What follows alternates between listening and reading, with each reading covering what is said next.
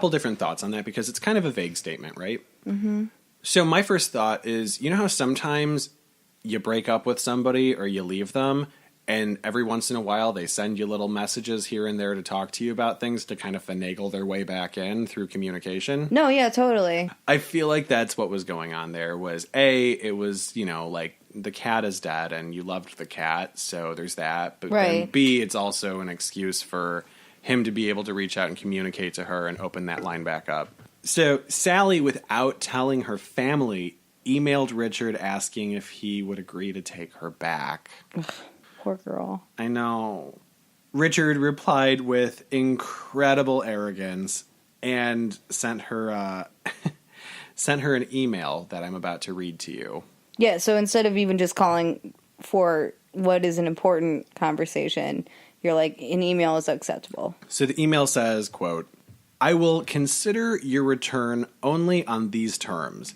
You will continue and complete the divorce only with a £200,000 settlement. What? Which, by the way, is far less than she was legally entitled to. Correct, yeah. Also, wasn't she the one that had all the money? Her family did. She didn't. Right. Yeah. He also said, when we go out together, it means together. This constant talking to strangers is rude and inconsiderate. We will agree to items in the home together, to give up smoking, to give up your constant interruptions when I am speaking. What? End quote. Also, I don't feel like it's her thing talking to strangers. I feel like that's his entire MO. So he's making rules that he not only isn't following, but he is making rules that he has never thought to follow. So now they're apparently trying to patch things up. And they're not. She is. Yeah, that's an accurate way of looking at it. And I get where Sally's coming from because they were married for 31 years. And I understand wanting to honor your commitments, Richard. Mm-hmm. So there's that. Saturday, August 14th, 2010. Oh my God. Picture the scene. Richard is just chilling out at the kitchen table, eating lunch, and Sally had asked him about what his plans for the next day were. Uh-huh. Sally knew that he had been calling other women and was feeling pretty sure that he had plans to go out boating with this one woman who he had met after joining a dating agency. Sure. That's appropriate. I know. But when she asked him about it, he was all like, no, don't you question me, woman. Right? Because, like, his MO. Right. Champagne break. Oh, my gosh. So homegirl was like, okay. She just went ham. She pulled a hammer out of her handbag and started beating the fuck out of him. All right, get it. Not into murder, but get it. He deserves it, honestly. She bludgeoned him something like 20 times. Wow. Yeah. Real intense. I'm surprised he didn't turn back midway through to tell her that she was doing it wrong. What a bastard. So the next day, after killing him, she gave her son a ride to work in the morning. Mm-hmm. And as he was getting out of her car, she looked him in the eyes and asked, quote, you know I love you, don't you? That's really sad. I know. My whole heart and soul, right? After dropping him off at work, Sally drove 70 miles to Beachy Head in East Sussex. I know where Beachy Head is. There's a lot of murders that happen there and body dumps. Yeah, well, yeah, absolutely. Yup. Beachy Head is a popular spot for people who are looking to commit suicide, too. Yep. Once she got there, chaplains then had to coax her away from the edge of a cliff. And when they were talking to her, she had admitted to killing her husband, saying, quote, I killed him with a hammer. I hit him lots of times. If I can't have him, no one can. Oh. On the way to Beachy Head, though, she phoned her cousin Noelle and asked her to look after her two sons and confessed to her that she had killed Richard. That's really sad. I know. Isn't it really weird? I mean, murder's never okay, but I know. Isn't it really weird when you get to that place where you understand it and you also see the very raw human side of it? Right. I mean, obviously, we're not saying that, like, murder is ever okay. Like, we're not down with it. But, you know, it's like, he was so awful to her. And, you know, she was a good-hearted, loving woman. Well, from the way that she's been portrayed as well. Like, I'm not saying that she was a monster. But also, I mean, sometimes people get portrayed differently. Well, and She actually, it really sucked. She did not get portrayed well during the trial at all. She's a dumb woman. So, while the chaplain was trying to talk her off the ledge, like literally the cliff ledge, the police had at that point gone to the house because she had called her cousin Noelle and she was like, you know, blah, blah, blah, I'm confessing to you. Right. So they got there and they found Richard's body wrapped up in a pair of old curtains with a handwritten note on top of him that read, I love you, Sally. Oh. Mm-hmm. It's like sick and sad at the same time. Is it like Daria? Is it I like legit Sick Sad just World? was like, man, I made a mistake. We've had 2 Daria comments in the last 20 minutes. Today on Sick Sad World. Yeah. Sally admitted to killing Richard, but Right, denied murder. Her Okay. lawyers argued that she had killed her controlling husband after enduring years of psychological abuse. They're not wrong. Challen was jailed for life in June of 2011, but she was ordered to serve the minimum sentence of 22 years. Okay. She later had that jail term reduced by 4 years on appeal. Okay. Challen's lawyer and co-founder of Justice for Women, Harriet Wistrich, claims that her client was a victim of coercive control, which is a kind of psychological abuse because of her husband's behavior.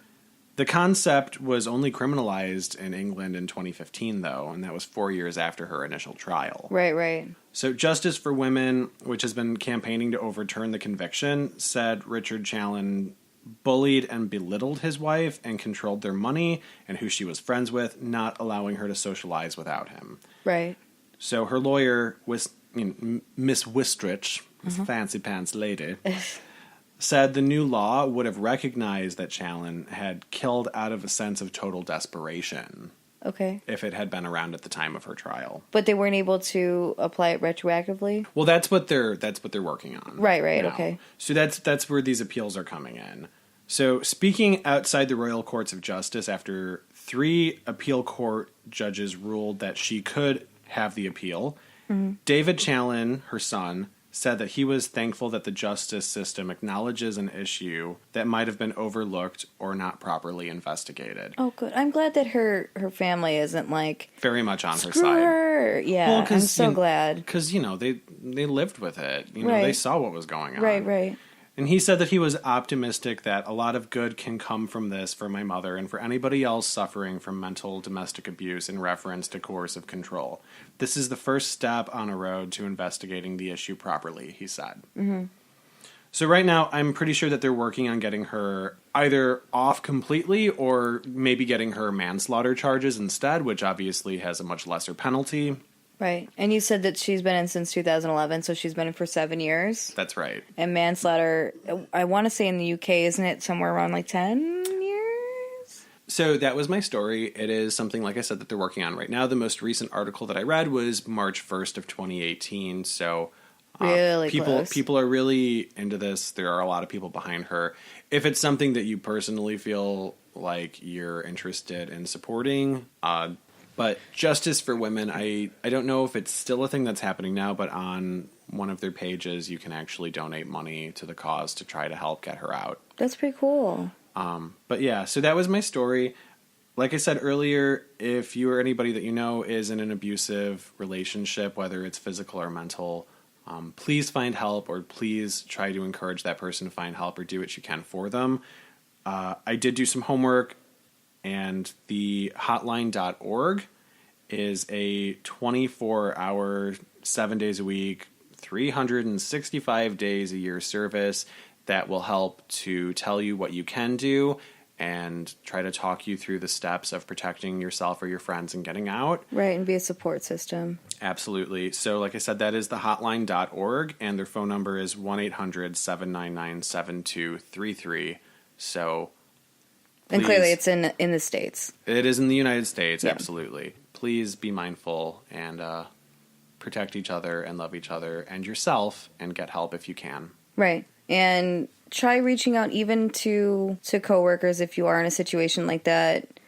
It's surprising sometimes to find out that there are other humans in your life that you wouldn't maybe think would support you as much as the friends that you may have lost through a situation like that. Yeah. and they will turn out to be little champions for you. So. Yeah, absolutely. You know, that, and what you said kind of resonates with a story that I remember from when I worked at the bakery, because there was a girl there who people suspected was being physically abused by her husband. Sorry, I called her a girl, a woman. There was a woman there. We had another employee who was not a fan of this employee at all. Just, you know, they wouldn't be friends outside of work at all. But because she was very compassionate to the situation, she had on multiple occasions told her, listen, if you're in a bad situation and you need to get out, I will take you in. You come stay with me. So you'd be surprised who would be willing to reach out and help you. Right. And I, when I was in a pretty terrible situation years and years back, I reached out honestly to one of my exes who became pretty much my rock because no one else would believe anything I was saying because of the way that the person was manipulating a lot of the situations. So like I said, love yourself, love each other. That was the story. Yeah, don't murder people, but we get it if that sort of situation is the reason. Yeah. That's yucky, and I'm upset. Yeah. But I guess I'm glad that she's free of him and that people are working for, you know, her to be in a better situation mentally as well as getting her out of jail. Well, and you know, it's like we were talking about. I think it's very telling that her sons are on her side. Right. It's been a long night. I like that it's not a sobriety special. Something about this feels so right. It's so wrong and so right. So I was kind of telling you about this earlier, and this place is pretty fascinating to me for a lot of different reasons. But if you leave me alone with the information too long, then I start panicking and then I start re-researching things. And I found a woman who, she's huge into history, which good on ya, because so am I. And a lot of her stuff is very, like, against everything that this house is. Okay. So I'm not 100% sure what's all going on here, but I feel, and we'll obviously get into this, but I feel like I'm more prone to believe that there's some sort of paranormal entity there, whether or not it's completely based in the historical standing that they're saying it is, I guess. I feel like there are a lot of reasons that a space could be haunted, aside from history. Right, and this one's a bit hit and miss on some of the things. Like, some of the things I'm like, really, though? Mm-hmm. But it's not like Stull, where I've been pretty much against it the entire time. I know, and I love that you... I love that you did that and you were just like, I have a lot of feelings about this. Yeah, I mean, I do, and I feel bad for the people that live there, and if they are their own cult society, then they're not really bothering people outside of their plane of existence, so let them be, I guess, until they start doing some wackadoodle things. So, here's the thing. It was named the Dandy House to people that call it that because one of the last families that had lived there was the Dandies, and they're the ones that had the most of the paranormal activity happen to them. Mm-hmm. Yeah. It got to a point where the mother of the family had later written a book about all of their experiences when she was in the house. And then when I think it was A Haunting on Destination Oh my America. God, you know how much I love that show. Yeah. She's one of the people that's mostly speaking, including friends and stuff like that are... So it's relatively recent then? That they lived there, or no, what? They lived there in the 70s. Like I said, there's a lot of history to the house, but I'm going to try to give both sides, including what that woman had spotlighted that was probably not true. I'm so freaking excited. The Dandy House and or the Hinsdale House is in Hinsdale in New York. It's in a pretty, I wouldn't say desolate area, but it's very much in the woods. There's nothing really around it. It's a long, it looks like, drive to actually get to the house. Yeah. For me, that seems like it would be a nightmare in and of itself, where you can't even get... It almost looks like that house in The Strangers. Oh, yes. Know? Like, it's just, like, very, like, secluded. Yeah. Oh, nightmares. Which, depending on, how much you hate people, But I don't like people very much, but I also really can't not hear the sounds of cars. It would make me insane. Yeah, well, if you're one of those people that's used to the sound of the L, Yeah. I'm going to go through kind of the lore of it and then come back with the actual history of it. The house is surrounded by woods, and the woods are said to be very, very active, and they are supposedly home to some Indian burial grounds, but it also kind of... I love it so much already.